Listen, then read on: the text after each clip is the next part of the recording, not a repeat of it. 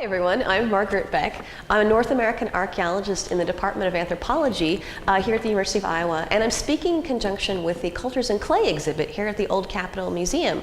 If you haven't had a chance to see the Puebloan vessels in the UI collections across the hall from here, I really encourage you to do so. There's some really beautiful pieces. What I wanted to do tonight was take this opportunity to talk a bit about Puebloan archaeological research going on at the University of Iowa right now, involving multiple faculty and graduate students.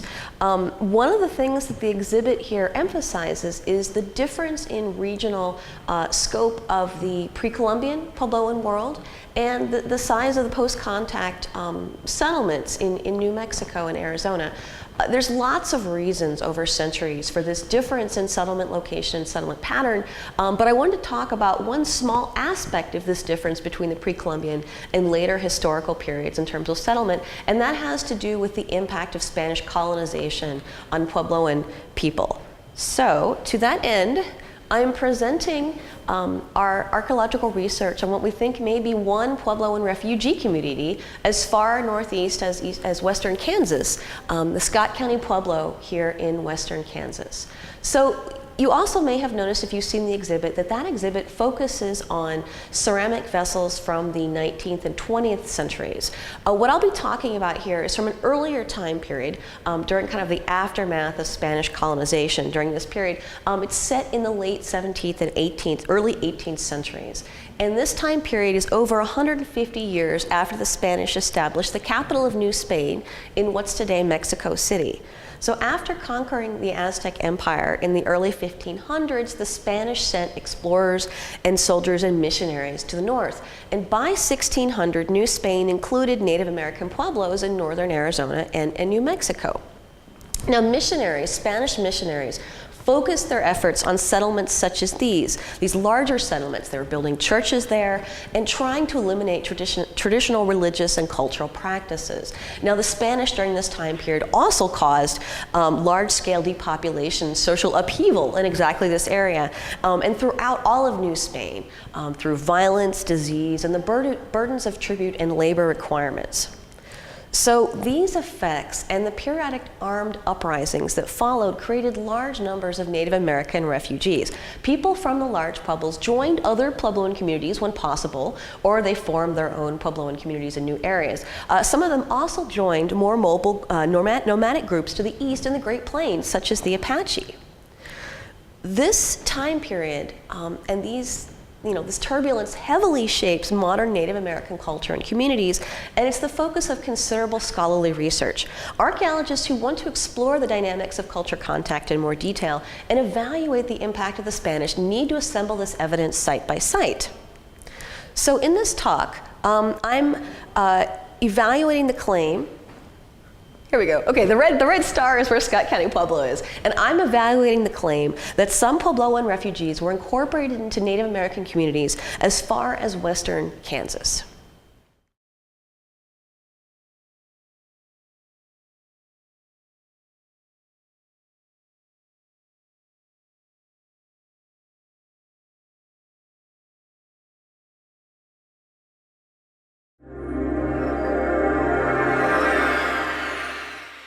Iowa Lakeside Lab was founded in 1909, making it one of the oldest stations of its type in the country.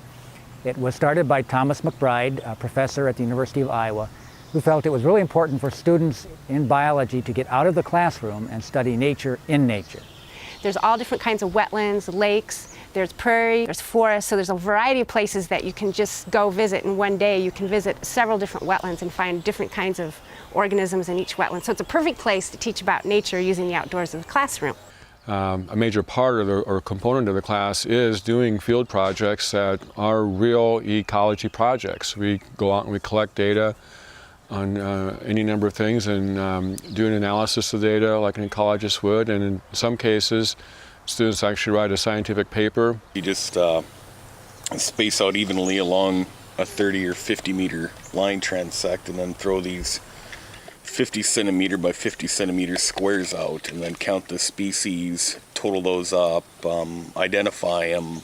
So we're definitely learning a lot. It's nice to be like in the prairie and learn about it instead of just sitting in the classroom and looking at pictures of flowers or bringing in flowers. So here we just get to really experience it and do our own work to learn it out in the field. The prairie is the classroom for us. We spend maybe an hour in the morning or a little bit more than an hour in the morning talking about particular topics related to the prairie, and maybe it's the same in the afternoon, and then the rest of the morning and the rest of the afternoon is spent out doing data analysis or just examining different species that occur on the prairie. I call myself a peripatetic teacher because I'm walking while I'm talking and teaching, and it's a little bit different style, but I think it works very well here at Lakeside Lab. What difference does tradition make? At the University of Iowa College of Pharmacy, it's a foundation of excellence for the challenges of tomorrow. For more than a century, it's been our mission to prepare outstanding pharmacists and scientists to meet the healthcare needs of our world. To serve our local and global community, providing diverse populations with the highest quality patient care. And to pursue new knowledge through research, scholarship, and discovery. This year marks the college's 125th anniversary, but our vision remains the same: to enhance human health through excellence in pharmacy education, research, patient care, and service.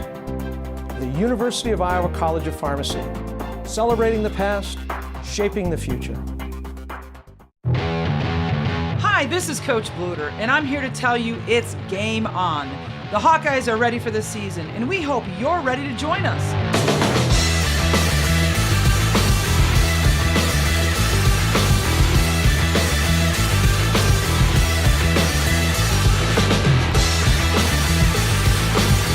Order your Iowa women's basketball season tickets today. Call 1-800-IA-HAWKS or visit HawkeyeSports.com.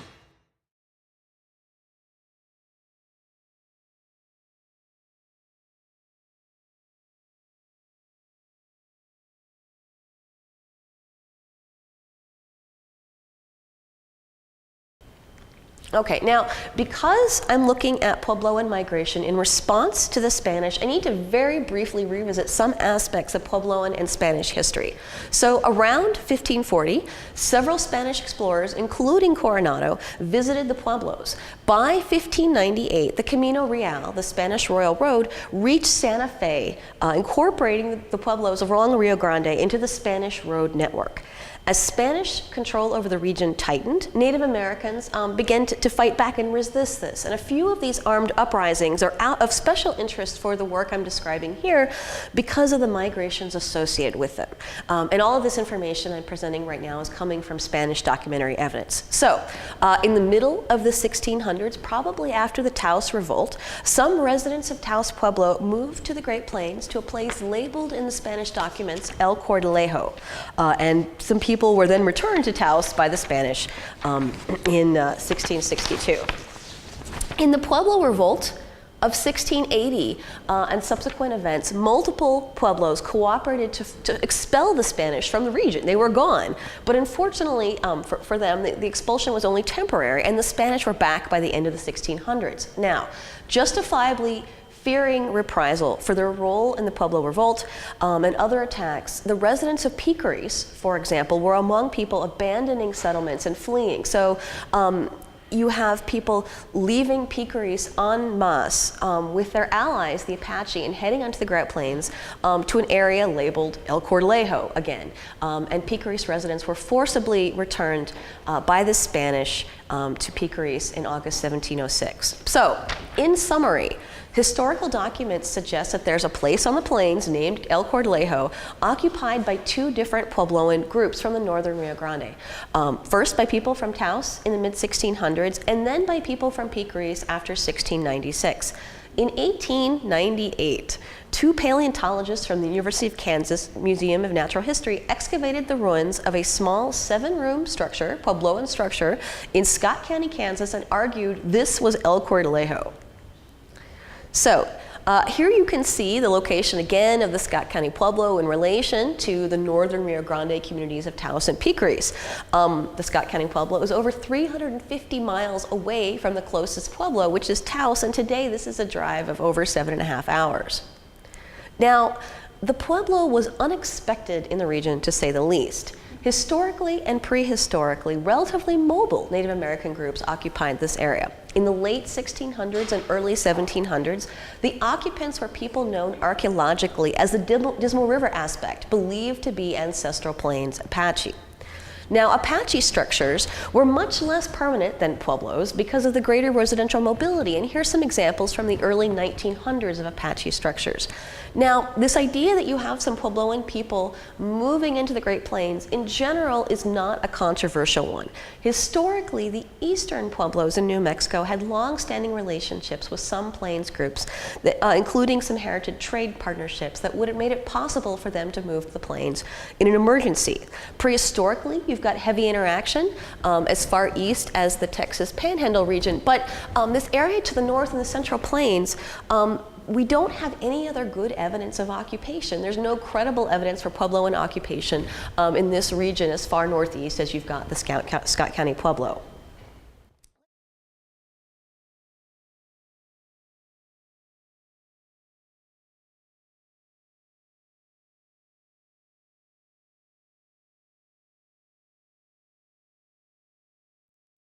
The Hawkeye Wrestling team is ready for the 2013-2014 season. How about you? Get ready by purchasing your season tickets today. For only $85, the Hawkeyes host wrestling powerhouses Oklahoma State and Minnesota at Carver Hawkeye Arena this season. And Tony Ramos, Derek St. John, and Bobby Telford want to see you there for another electrifying season of Hawkeye Wrestling.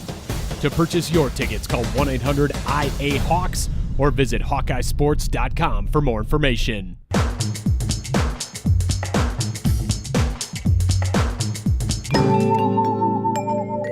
I got the usual call from the curator that there were some bones in the lab. Could I come up and have a look?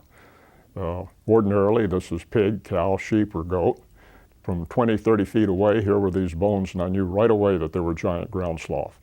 It was like finding a Spanish sunken treasure or something like that to me. They're only found in North America. This type is, it's Megalonyx, and it's one of maybe a handful, I think maybe 5 or 6, I think. We've probably found more bones than all but one other discoverer of sloths. This is the discovery of a lifetime. When I started working at the museum, my job was to be a tour guide, and that's been a lot of fun. The museum has also provided a lot of other opportunities to do things that weren't actually in the job description at the beginning. I've learned as much from students as they've learned from me, and probably more. When you're out digging, whether you're shoveling or troweling, there's always conversation. I was fortunate enough to be able to go on the very first sloth dig of this project. The fact that I've had a part in working with this is great. It gives me a whole nother perspective, and the professors push you pretty hard. Not hard enough you can't handle it, but definitely hard to challenge you, and definitely learn. I have worked on the website to make the information available to people interested. The sloth gives us an opportunity to address one of the biggest mysteries in geological history. What happened to all the giant mammals at the end of the ice ages? Why did 36 odd giant mammals go extinct? So I've learned a lot that I really didn't know before, and I would not have gotten the opportunity if I hadn't come here.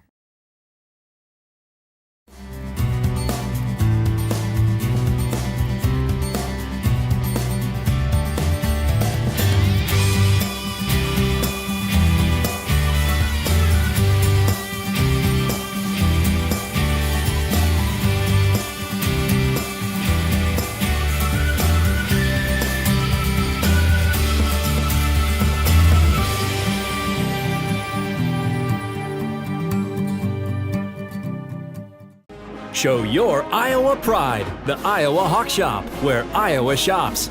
The ultimate collection of Iowa Hawkeye merchandise, gifts, and apparel. Help support the University of Iowa. All proceeds benefit men's and women's athletic teams and student programs. The Iowa Hawk Shop, where Iowa shops. Show your Iowa pride. Call 1-800-HAWK-SHOP or visit www.hawkshop.com.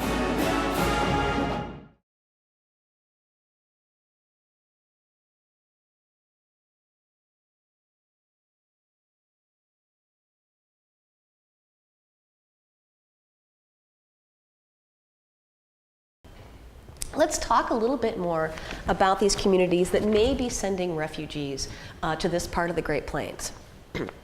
The Pueblos of the U.S. Southwest, which are now restricted to New Mexico and Arizona, are distinguished from other Native American groups by their architecture, their economy, material culture, and social and ceremonial systems. Puebloan people traditionally lived in stone and adobe houses centered around plazas. They used ceremonial buildings known as kivas, and they cultivated corns, beans, and squash, among other things. There are many broad cultural similarities among all Pueblo people, but also significant differences in language, custom, and social organization as well. Now, the population of the Puebloan region was dramatically reduced during the time period of Spanish contact, and many Pueblos were abandoned during this period, especially after the Pueblo Revolt against the Spanish in 1680. You have a lot of population reshuffling during that time period. So, Taos Pueblo, shown here, is located at the base of the Sangre de Cristo mountain range at an elevation of about 7,100 feet. Surface Pueblos began in the Taos area about AD 1200, and the immediate area of Taos Pueblo has been occupied for over 600 years. Now, at the time of the Coronado expedition in 1540, large adobe pueblos were present. They were observed by that expedition, but we don't know how many people actually lived there at the settlement then. As a testament, I think, to the vast effects of colonization, centuries of colonization. In 1864, 3 centuries after contact, the U.S. Census recorded 361 residents in Taos Pueblo. We do have some archaeological data from deposits at Taos. The Taos Council permitted limited archaeological excavation and trash deposits at Taos and nearby in 1961. So a little bit of comparative data. All right, here we have Picaris Pueblo, shown in the lower photograph. That's located on the western slopes of the Sangre de Cristo mountain range at roughly 7,300 feet. It's about 15 miles south of Taos Pueblo. Now, the site of Picaris was initially occupied in the 1100s, and multi-storied adobe buildings were built in the 1300s. The Spanish estimated populations of 2,000 to 3,000 people at Picaris as late as 1680, and this is the highest known for any of these northern pueblos. As noted earlier, the pueblo was largely abandoned in 1696, when almost all of the residents fled to the plains, reoccupied forcibly in 1706, and after reoccupation, the population was around 300, estimated from documents. Again, we have some archaeological data from Picaris as well. Herbert Dick in the 1960s conducted excavations at Picaris Pueblo, and he provides detailed description of construction techniques and features at Picaris, aided by some older buildings that were still at least partially standing after 1900. Okay. To back up a little bit more still and look at, in a broader context, this issue of Southwest Plains interaction from a Plains perspective, we don't have a lot of evidence of Southwest Plains contact for the Central Plains specifically. And here I'm showing you where we have data from Kansas, from several Kansas counties.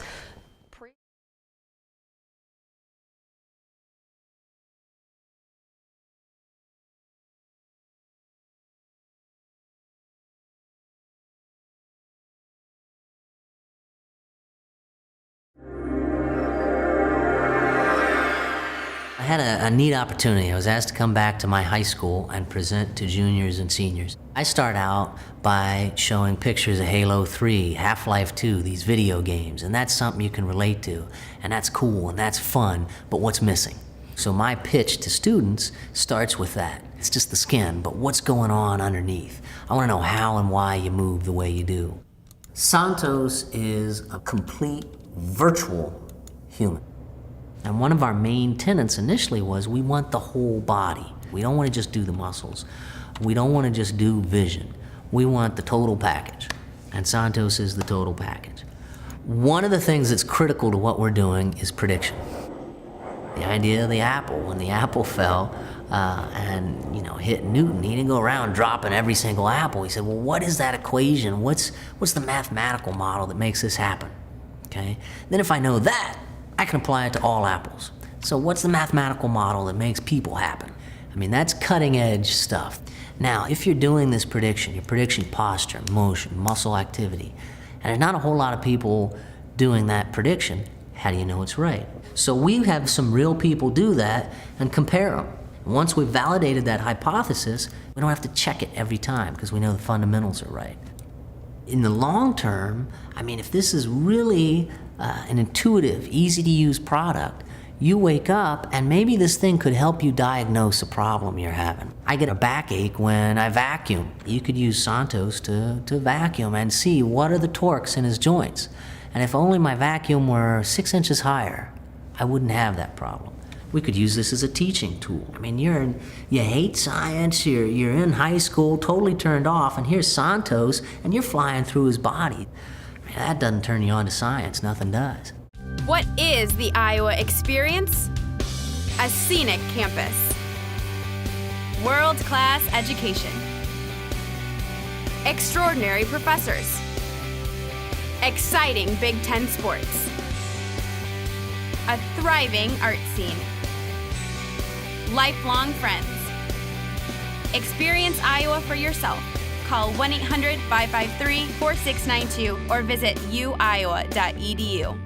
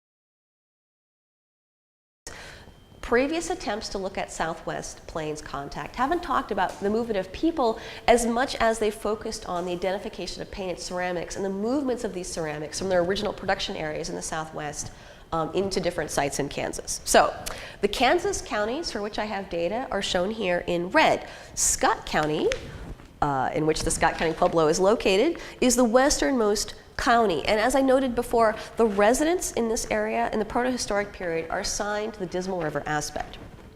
I also refer here to published data on Great Bend aspect sites believed to be ancestral Wichita sites in 3 other Kansas counties over here for comparison. Okay, so just to show you, we can tell through compositional analyses, in particular the identification of characteristic minerals showing up in the paste of these ceramics, the production area for different ceramics that are making their way onto the Great Plains.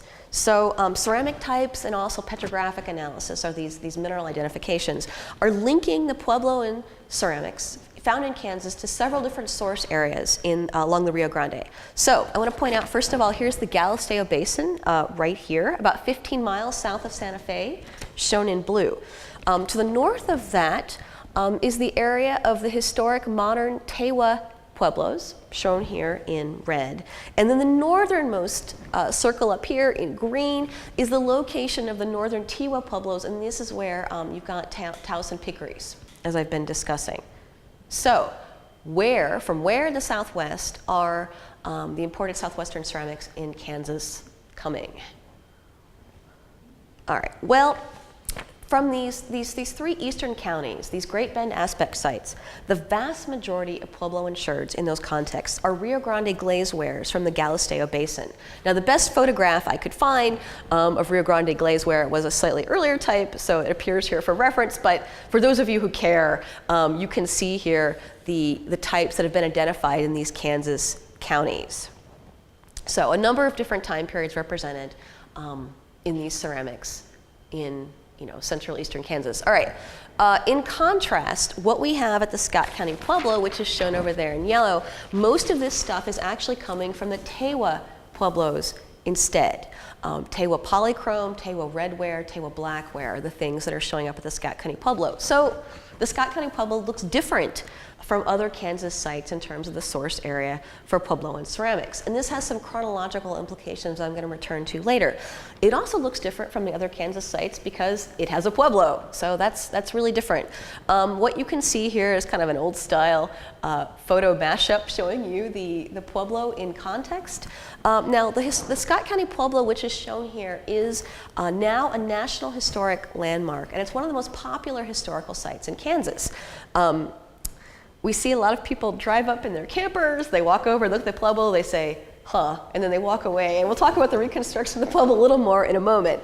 But the area around Scott County Pueblo is a really beautiful area. It was one of the first areas set aside in the Kansas park system, and the whole area is now known as Scott County State Park. So it's heavily used by people, recreational boating, fishing, camping, etc. Now, what you see here, this reconstructed foundation, the Pueblo ruins were partially reconstructed in the 1970s, and this is after the excavations of the Kansas State Historical Society.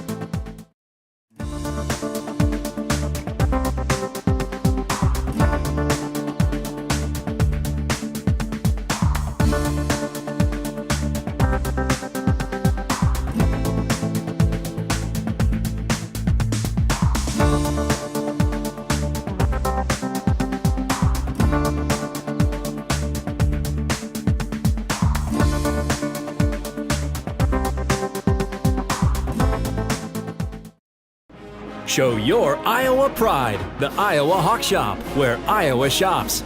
The ultimate collection of Iowa Hawkeye merchandise, gifts, and apparel. Help support the University of Iowa. All proceeds benefit men's and women's athletic teams and student programs. The Iowa Hawk Shop, where Iowa shops. Show your Iowa pride. Call 1-800-HAWK-SHOP or visit www.hawkshop.com.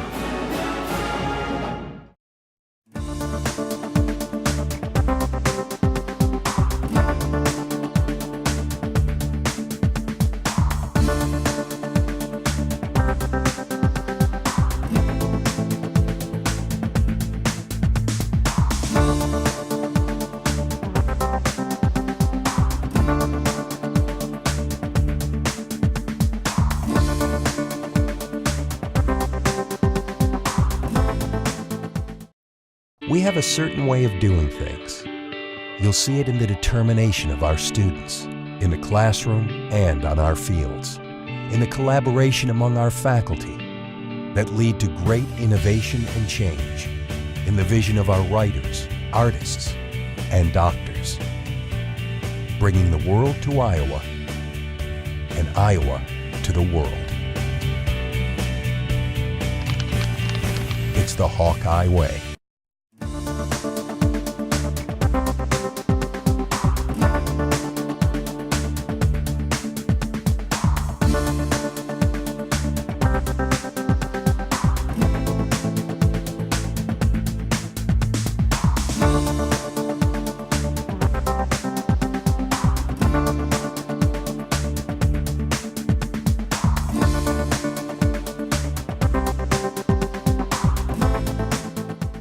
Hawkeyes are rising. The Big Ten season has officially begun for the Iowa men's basketball team. The Hawkeyes will be heating things up on the court once again this Big Ten season, and you can help get Carver rocking. Aaron's got to break out and look out below.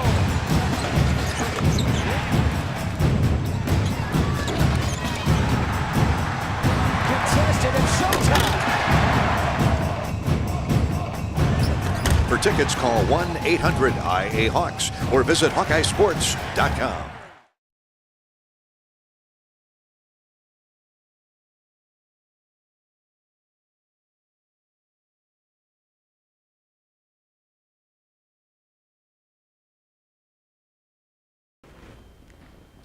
Here's where we are topographically. This is our study area, which is including the Scott County Pueblo there. And the Pueblo, as you can see, is located along this creek, Ladder Creek, which is a tributary of the Smoky Hill River.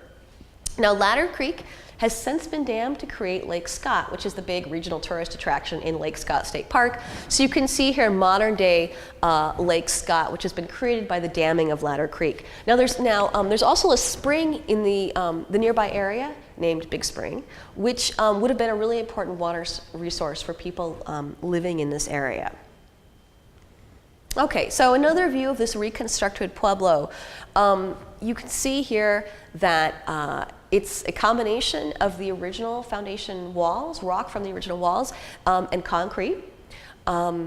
The Kansas State Historical Society doesn't feel that it's weathered very well, and they actually have a lot of interest in redoing it, if only they can get the funding to actually redo the interpretive materials at the site.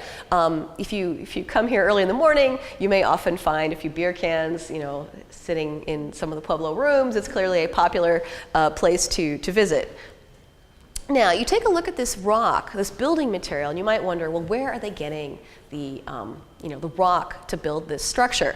And again, let's take a look at the regional geology. They're getting it from the Ogallala Formation. You can see outcrops of the Ogallala here in this view of Lake Scott, and then exposed Ogallala Formation in the background. Now, this formation is covered by loess across large areas of the high plains, creating that nice flat landscape. But in this particular area, it's heavily dissected, exposing these outcrops. And so the Ogallala consists of unconsolidated deposits, gravel from the Rocky Mountains, and that is cemented in some places by calcium carbonate. So these sand and gravel deposits that are partially or completely cemented by calcium carbonate are referred to as mortar beds, and they're chipping out parts of these mortar beds to use as rock to build the structure. Now, incidentally, the Ogallala rests on some shales, chalky shales, limestones, and sandstones of Cretaceous age. And if anybody is a paleontology buff and happens to be anywhere near, in the region, you should try going to the Sternberg Museum in Fort Hays, or other museums around the area of Lake Scott, which, there's beautiful paleontology in this area, and a lot of fossils from this region are internationally known for the Cretaceous. Okay, so back to these excavations at the state park. What you can see here is a map from the original excavations at the Scott County Pueblo. This 7-room Pueblo illustrated here had stone and adobe walls, as you saw, and contained Puebloan features inside the rooms, such as potentially raised adobe benches around some walls, hearths lined with limestone slabs, and a mealing bin, a mealing bin for grinding corn. And you can see again just how different this Pueblo is from the local architecture, from the local communities. Dismal River houses, or these proto-historic Apache houses, were usually pole and earth structures, perhaps similar in some respects to the historical period Apache homes, an example of which is shown on the right. Now, immediately around the Pueblo, we do have evidence archaeologically for several Dismal River structures. These structures may have been contemporaneous with the Pueblo occupation, so you might have had a proto-historic, or an ancestral Apache component here at the same time you have people living in the Pueblo. And you've also got a Dismal River baking pit underneath one of the Pueblo walls. So again, this area is consistently being occupied by Dismal River people, but at some point you also have potentially Puebloan residents there as well.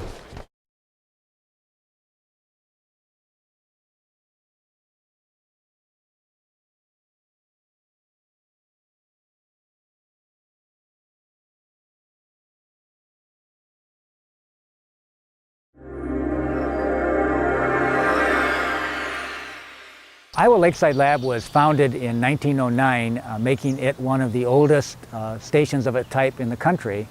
It was started by Thomas McBride, a professor at the University of Iowa, who felt it was really important for students in biology to get out of the classroom and study nature in nature. There's all different kinds of wetlands, lakes, there's prairie, there's forest, so there's a variety of places that you can just go visit in one day. You can visit several different wetlands and find different kinds of organisms in each wetland. So it's a perfect place to teach about nature using the outdoors of the classroom. A major part of or component of the class is doing field projects that are real ecology projects. We go out and we collect data on any number of things and do an analysis of data like an ecologist would, and in some cases students actually write a scientific paper. You just space out evenly along a 30 or 50 meter line transect and then throw these 50 centimeter by 50 centimeter squares out and then count the species, total those up, identify them. So we're definitely learning a lot. It's nice to be like in the prairie and learn about it instead of just sitting in the classroom and looking at pictures of flowers or bringing in flowers. So here we just get to really experience it and do our own work to learn it out in the field. The prairie is the classroom for us. We spend maybe an hour in the morning or a little bit more than an hour in the morning talking about particular topics related to the prairie, and maybe it's the same in the afternoon, and then the rest of the morning and the rest of the afternoon is spent out doing data analysis or just examining different species that occur on the prairie. I call myself a peripatetic teacher because I'm walking while I'm talking and teaching, and it's a little bit different style, but I think it works very well here at Lakeside Lab. What difference does tradition make? At the University of Iowa College of Pharmacy, it's a foundation of excellence for the challenges of tomorrow. For more than a century, it's been our mission to prepare outstanding pharmacists and scientists to meet the healthcare needs of our world. To serve our local and global community, providing diverse populations with the highest quality patient care. And to pursue new knowledge through research, scholarship, and discovery. This year marks the college's 125th anniversary, but our vision remains the same: to enhance human health through excellence in pharmacy education, research, patient care, and service. The University of Iowa College of Pharmacy, celebrating the past, shaping the future. Hi, this is Coach Bluter, and I'm here to tell you it's game on. The Hawkeyes are ready for the season, and we hope you're ready to join us.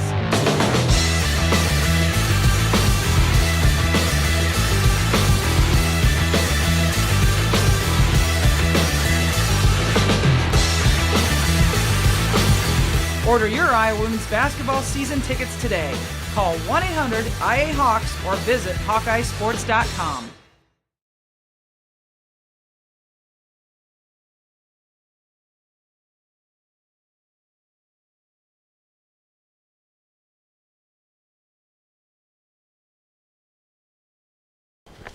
Okay, again, just to show you, here's the map with the mealing bin and then a photograph of the mealing bin as reconstructed. Let's look at this mealing bin in a little more detail. This is a typically Puebloan feature. It's essentially a box with a metate in the bottom, and it's used for grinding corn. The idea is that the box makes it much easier to collect the finely ground corn. Plains groups also use metates for grinding, but their metates are much less formal in construction. So what you see here on the right-hand side is meant to give you a sense of what these mealing bin structures look like in other Puebloan contexts. This is a late 19th century photo, and you see a Tewa woman kneeling at a set of these mealing bins. Now, later on in the Pueblos, it's been documented that these bins, each bin would hold a different metate, and corn would be moved from bin to be ground more and more finely. However, at the Scott County Pueblo, we only find one bin. Here are some photographs showing you examples of interpretive materials and monuments at the site. Now, some archaeologists accept the conclusions of the original excavators that there were Puebloan migrants of the Scott County Pueblo. Modern residents of Piqueries, Pueblo, also consider the Scott County Pueblo to be part of their own heritage and history. They visited the Scott County Pueblo in 2000 as one of their ancestral settlements. However, other archaeologists cast doubt on these claims of Puebloan occupation because, except for that Pueblo, except for the architecture, there's not a lot of Puebloan material culture at this site. Although there are some southwestern trade goods, most of the material culture, the vast majority of the material culture, the pottery, the lithics, the bone tools, all of that is similar to material found at other Dismal River sites. And for that reason, some people have tried to make a case that ancestral Apache people, for some reason, built the Pueblo themselves. Now, I've never been comfortable with this idea that a limited amount of imported southwestern material culture had an effect on, how plausible it was that there were Puebloan residents here, because refugees may not have been able to bring a lot of objects from their home pueblos, and they may not have been able to establish consistent trade ties back with their original settlements, given the turbulence of the time period. So I tried to keep an open mind when looking for other lines of evidence that might support or refute a Puebloan occupation here. So, revisiting the excavations and the data collector from the Scott County Pueblo, what you can see here is a map of previous excavations at the site. A number of different institutions have excavated different portions of this site. So just to give you a sense, you've got the University of Kansas, as I mentioned, conducting the first site excavations in 1898. Other excavations include that of the Smithsonian Institution in 1939, the Nebraska State Historical Society in the mid-1940s, and finally the Kansas State Historical Society in the 1970s. Here's a closer view of the Pueblo itself and the area around it to give you a sense of where the Kansas State Historical Society was working. I, in my own reevaluation of the different hypotheses about the Pueblo, re-examined the ceramics from the Kansas State Historical Society excavations around the Pueblo, including material from these borrow pits where trash from this Pueblo would have been deposited. The Kansas State Historical Society ceramic collection has about 1,100 rim sherds and 33,000 body sherds.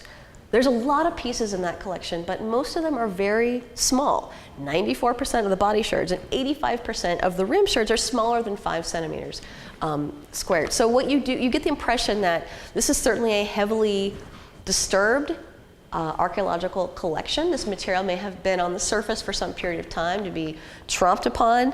To get as much data as I could from the ceramic collection, I expanded my sample a little bit, included some data from the University of Kansas excavations, and I've been working with Sarah Trabert to include material from the Smithsonian excavations as well. All right, so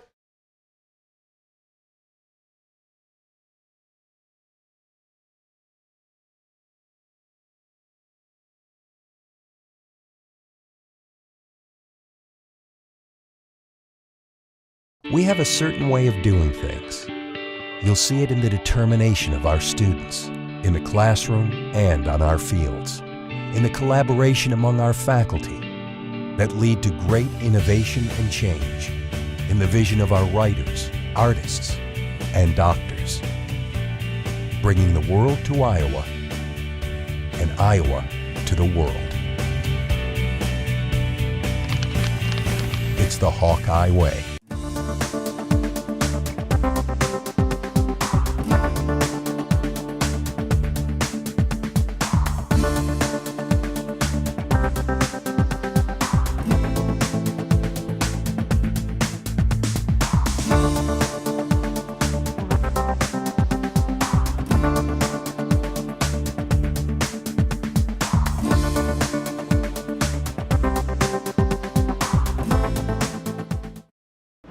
Show your Iowa pride, the Iowa Hawk Shop, where Iowa shops.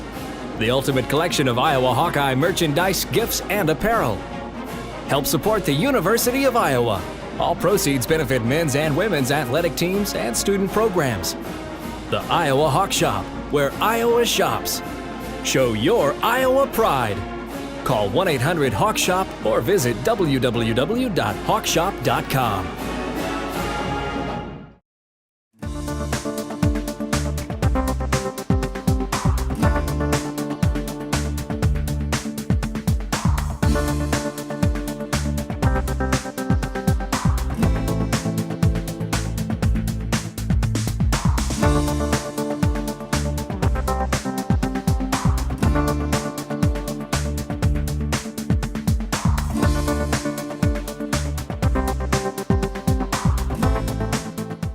The Hawkeyes are rising. The Big Ten season has officially begun for the Iowa men's basketball team. The Hawkeyes will be heating things up on the court once again this Big Ten season, and you can help get Carver rocking. Aaron's going to break out and look out below.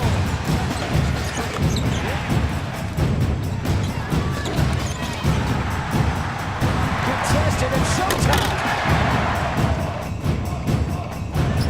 For tickets, call 1-800-IA-HAWKS or visit HawkeyeSports.com.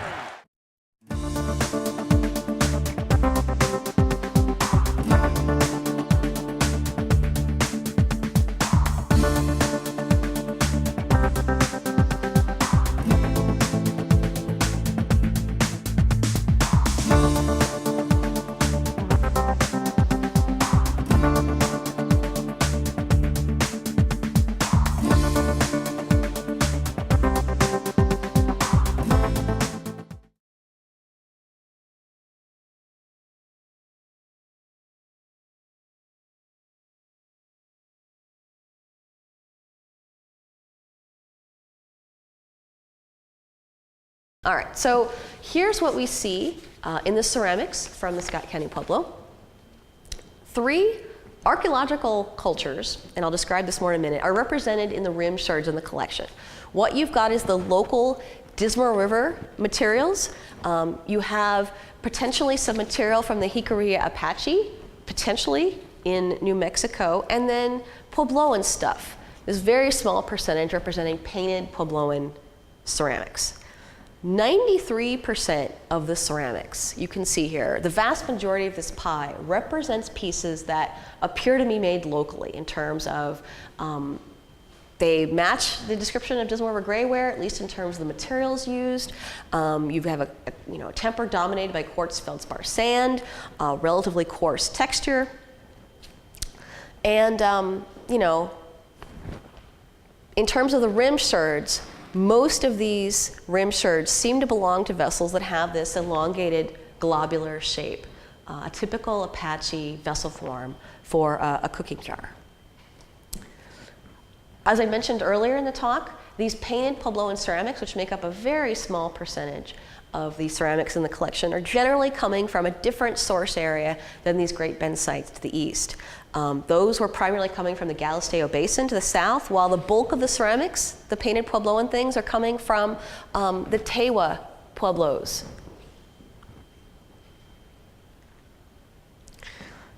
So I decided to look in a more detailed way at the exact types of painted Puebloan ceramics coming into the Scott County Pueblo. These ceramics are not really coming from the source area we might expect if they're being brought by Taos or Picaris refugees. So, and I won't get into this in too much detail, but it's basically a list of the ceramic types that have been identified, and then a comparison between what's been recovered at the Scott County Pueblo to the exact ceramic types that have been recovered from Picaris and Taos. The takeaway message from this slide is that none of the types that were only manufactured at Picaris or Taos are appearing at the Scott County Pueblo. So it really, what looks like is you've got the residents of the Scott County Pueblo participating in a generalized exchange network that includes the Tewa Pueblos. There's no evidence for any special ties to Picaris or Taos, no evidence that anything was brought in particular from Picaris or Taos to the Scott County Pueblo. Also, it does suggest that at least some of the material from the Scott County Pueblo is later than we would have expected, given the the dates of the migrations in the historical record. Some of this material may be as late as early mid 1700s, again later than we expect for refugee pulses associated with the Pueblo Revolt itself. One particular vessel, Tewa vessel recovered, is a flat-bottomed bowl form, which might date to the mid-1700s, as well as potentially some later types. Okay, to deal next with another very small group of ceramics in the ceramic collection, the micaceous stuff. Micaceous ceramics are restricted geographically by the availability of micaceous clays. Potters at Taos and Picaris found clays in and around the Sangre de Cristo mountain range where they were located, where veins of mica had weathered in place to produce deposits of micaceous clay.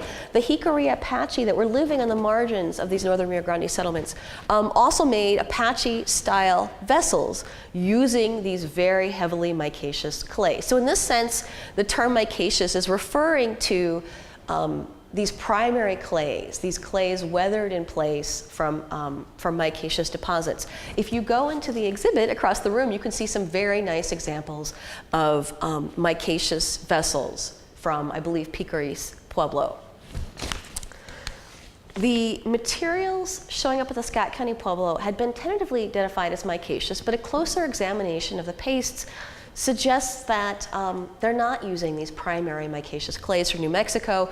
They are getting micaceous material from most likely the Ogallala Formation. Here again you see another Ogallala Formation exposure, in this case featuring sand deposits which have been mined in several places in the region, for gravel and sand, and you do find in some cases you can produce, using the local sands, some pretty micaceous ceramics. And looking at the micaceous ceramics from the Scott County Pueblo, they look like they are micaceous sand tempered, not micaceous clay from New Mexico. All right, so those seem to be locally produced as far as we can tell. Another line of evidence for a Puebloan occupation at the Scott County Pueblo might have to do with the vessel forms that people are using and producing. For example, what you would expect would be a high proportion of bowls at a site including Puebloan people. Unlike most Plains sites, Plains Apache ceramics were almost entirely cooking jars, and this pattern is actually one shared by residentially mobile people everywhere. They tend not to have serving vessels, for example. They tend not to have bowls. What they focus on are cooking jars, and they're using perishable materials or other kinds of containers for individual servings. Now, in contrast, we know this from the rich ethnographic documentary evidence from the Pueblos. Bowls are being used every day, both for preparing food and for serving food, at every meal, essentially. And they come in different sizes depending upon the bowl function. So you've got smaller individual eating bowls, and then larger bowls for communal eating and serving. Now, in southwestern sites, these bowls generally have painted decorations on a slipped and polished background. But given the lack of availability of similar materials in the Great Plains, you would expect that bowls made in the Great Plains might not be decorated in the same way, yet they could still serve some of the same functions as bowls in these Puebloan sites. How do you identify bowls from shirts? Well, here's an illustration. This is one of the late 17th century, early 18th century Puebloan bowl forms that I might find at the Scott County Pueblo. You're really unlikely to find this entire bowl, but what you might find are broken pieces or sherds from the bowl, and what you see on the right side are illustrations in profile of different bowl fragments, varying by size. Now, you can see obviously it's easiest to identify the vessel form when you have half the vessel represented. As the sherd gets more and more crunched up, it becomes increasingly difficult to identify with any precision that vessel form. However, you can see how, if you could orient the vessel rim properly, there's still information preserved here, even in relatively small sherds, about the overall vessel form. All right. So, indeed, we do find that the frequency of bowl forms at the Scott County Pueblo site, as seen in the ceramics, is about twice that in contemporaneous ancestral Apache sites in the region. So we have so many more bowls than you would expect for Dismal River occupants. Where are they all coming from?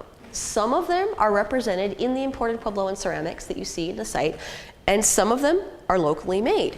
Now, this issue of locally made vessels in Puebloan forms, but using local plains materials is important, in part because these previous discussions of plains Pueblo contact and exchange have all involved focusing on these painted imported pieces.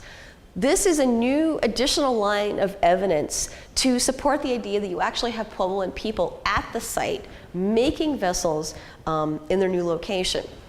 This pattern of Puebloan people moving to new areas and making Puebloan vessel forms from local materials has been documented well elsewhere.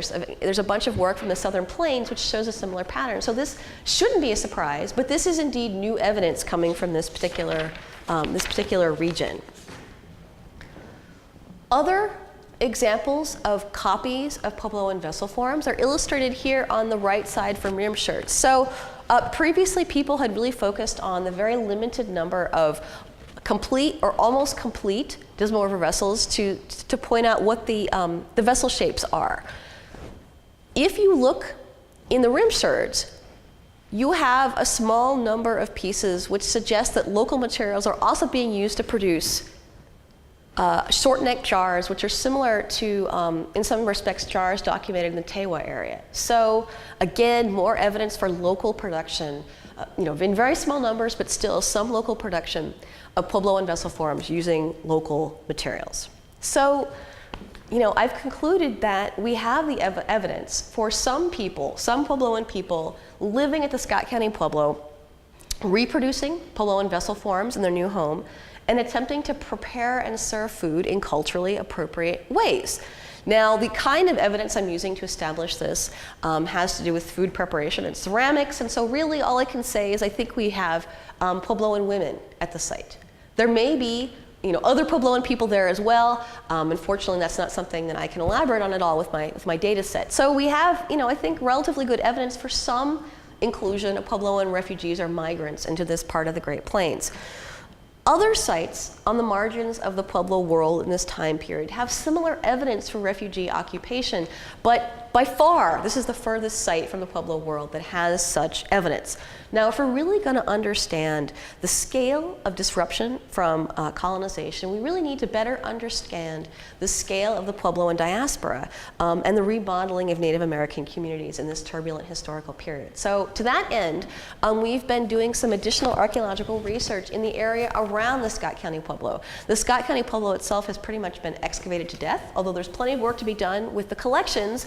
A lot of holes have been put into the site already. So we're trying to put the site into better regional context by exploring other contemporaneous archaeological sites nearby. So we have some other archaeological sites here in the shaded gray areas, which also have some evidence for imported Puebloan ceramics, and we're embarking on excavations at a couple of them last year and probably this year as well, attempting to better understand, we've got very limited evidence on the surface, and the idea is, well, what kinds of occupations, what kinds of structures are located in these settlements, what other kinds of materials do we find besides the isolated finds of Puebloan ceramics on these sites. So please stay tuned for more updates on the University of Iowa's excavations of, from this time period, this historical time period in western Kansas. Thank you very much.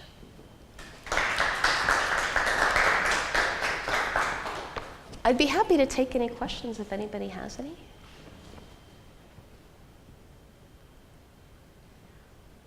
Oh, yes.